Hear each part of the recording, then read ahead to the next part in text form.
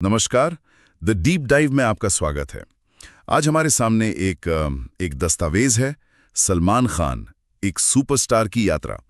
ये स्रोत है बॉलीवुड के, आप जानते हैं, सबसे बड़े सितारों में से एक, सलमान खान के करियर और जिंदगी के बारे में।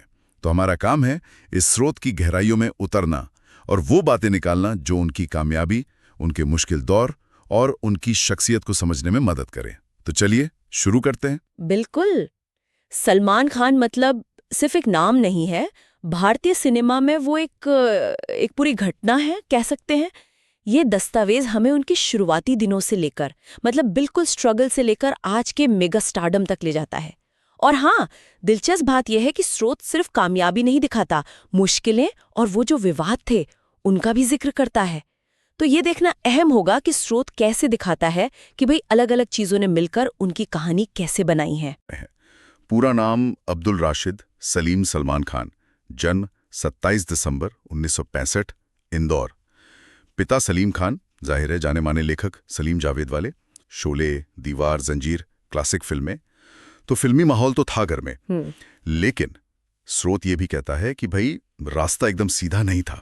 हाँ, ये बात बिल्कुल गौर करने वाली है। अक्सर हमें लगता है ना कि फिल्मी बैकग्राउंड है तो राह आसान होगी, पर स्रोत इशारा करता है कि नहीं, ऐसा हमेशा नहीं होता। दस्तावेज बताता है कि उनकी पहली फिल्म 1988 में बीवी हो तो ऐसी, उसमें उनका रोल मतलब मेन नहीं था, सहायक था। रेखा जी थीं, फारूक शेख थे, उनके बीच एक छोटा सा रोल। तो ये दिखाता है कि विरासत थी, पर पहचान बनाने के लिए संघर्ष तो था। पहली फिल्म में लीड न मिलना। सही कहा।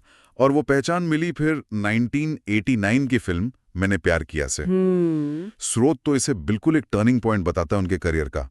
सूरज बड़जात्या की वो रोमांटिक कहानी, उसने तो जैसे रातों रात उन्हें युवाओं का फेवरेट बना दिया। वो प्रेम का किरदार, उसकी वो मासूमियत, उसका स्टाइल, सब कुछ इतना चला कि सलमान खान घर घर में पहचाने जाने लगे। स्रोत के हिसाब से यहीं से असल कहानी शुरू होती है उनकी। हाँ, मैंने प्यार किया की जो सफलता थी ना, वो सिर्फ एक हिट फिल्म नहीं थी। उसने जैसे 90s के लिए एक तरह का माहौल बना दिया। स्रोत बताता है कि इसके बाद जो फिल्में आईं, जैसे बागी हुई 90 में, साजन 91 में, फिर हम आपके हैं कौन 94 में, करण अर्जुन 95, जुड़वा 97, इन फिल्मों ने उन्हें इंडस्ट्री के बिल्कुल टॉप पर पहुंचा दिया। और इन्होंने सिर्फ पैसा नहीं कमाया, बल्कि उनकी एक इमेज भी गढ़ी। कभी वो रोमांटिक प्रेम, कभी एक्शन हीरो, कभी थोड़ा मजाकिया। बिल्कुल 90s का दशक तो जैसे सलमान खान का ही था। हम आपके हैं कौन, अरे वो तो फिल्म नहीं थी, वो तो एक कल्चरल फेनोमेनन बन गई थी। स्रोत भी इस पर जोर देता है कि कैसे उस फिल्म में फैमिली सिनेमा को एक नई दिशा दी और शादियों का तो पूरा ट्रेंड ही बदल दिया था। आज भी गाने याद हैं लोगों को। और करण अर्जुन, वो डायलॉग मेरे करण अर्जुन आएंगे, वो तो अमर है। स्रोत सही कहता है, ये फिल्में उनकी जबरदस्त लोकप्रियता की नींव बनी। हाँ, और अगर हम स्रोत में देखें ना, इस दौर का जो विश्लेषण है, तो ये सिर्फ हिट्स देने तक नहीं था, ये उनकी अलग अलग किरदारों में ढलने की जो क्षमता थी उसको भी दिखाता है। मतलब रोमांटिक हीरो तो वो थे ही हिट, पर एक्शन में भी करण अर्जुन, जीत उतने ही पसंद किए गए। और अंदाज अपना अपना, जैसी कॉमेडी, वो उस टाइम शायद उतनी नहीं चली, पर आज देखो कल्ट क्लासिक है। तो ये दशक कहीं ना कहीं उनकी वर्सेटैलिटी को भी दिखाता है, और इसने एक बहुत बड़ा लॉयल फैन बेस तैयार किया। लेकिन हाँ, जैसा होता है शोहरत के साथ चुनौतियां भी आती हैं। 2000 का दशक स्रोत के मुताबिक उनके लिए थोड़ा मिला जुला सा रहा। एक तरफ तेरे नाम जैसी फिल्में थीं, 2003 में आई थी शायद, उसमें एक्टिंग की काफ़ी तारीफ हुई, फिल्म भी चली। पर दूसरी तरफ स्रोत कुछ गंभीर विवादों का भी जिक्र करता है, ख़ास तौर पर वो 2002 वाला हिट एंड रन मामला और राजस्थान वाला ब्लैक बक शिकार केस। दस्तावेज साफ बताता है कि इन कानूनी मामलों का असर उनकी पर्सनल और प्रोफेशनल दोनों जिंदगियों पर पड़ा। बिल्कुल, ये एक महत्वपूर्ण दौर था। स्रोत इन कानूनी पचड़ों का जिक्र करता है, और ये किसी भी पब्लिक फिगर के लिए बहुत मुश्किल होता है। Hit and run case, Bandra वाला हादसा और ब्लैक बक केस, वो हम साथ साथ इनकी शूटिंग के वक्त का, इन दोनों ने मतलब लंबे समय तक सुर्खियां बटोरी। स्रोत यहाँ उनकी, क्या कहते हैं, टिके रहने की क्षमता की तरफ इशारा करता है, पर यह भी दिखाता है कि करियर ग्राफ में उतार चढ़ाव आए इस दौरान। कुछ फिल्में नहीं चली उतनी, और पब्लिक इमेज पर भी इन विवादों का असर तो रहा ही। हाँ, उस दौर में थोड़ा लगने लगा था कि शायद अब वो पहले वाली बात नहीं रही। लेकिन फिर हुई वापसी, और क्या जोरदार वापसी थी वो। स्रोत 2009 की फिल्म वांटेड को एक बहुत बड़ा टर्निंग पॉइंट मानता है। प्रभुदेवा के डायरेक्शन में बनी वो एक्शन फिल्म उसने जैसे करियर में नई जान डाल दी। वो शॉर्टलेस एक्शन, वो कैची डायलॉग्स, ऑडियंस ने हाथों हाथ लिया उसे। स्रोत कहता है कि यहां से सलमान खान 2.0 का दौर शुरू हुआ।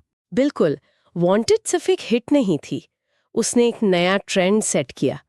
स्रोत के विश्लेषण के हिसाब से उसने सलमान खान के एक्शन हीरो वाले अवतार को फिर से सामने रखा, पर इस बार उसमें एक अलग किस्म का स्वैग था, एक मैच्योरिटी थी। ये एक तरह से आने वाली जो ब्लॉकबस्टर फिल्में थीं, उनकी जमीन तैयार कर रही थी। इसने दिखा दिया कि सलमान खान में अब भी वो दम है बॉक्स ऑफिस पर राज करने का। और फिर 2010 में दबंग।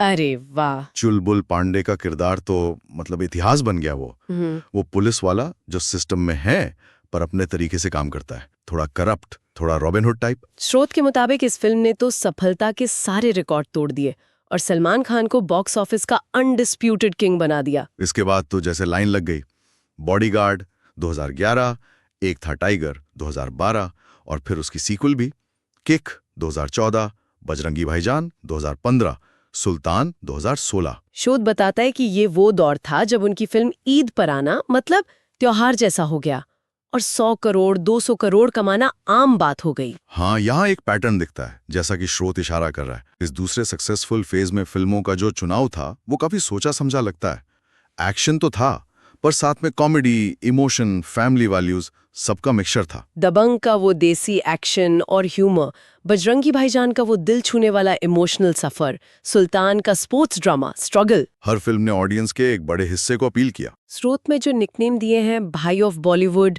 बॉक्स ऑफिस सुल्तान, ये सिर्फ नाम नहीं है, ये उनकी जबरदस्त कमर्शियल पावर और फैंस के साथ उनके कनेक्शन को दिखाते हैं।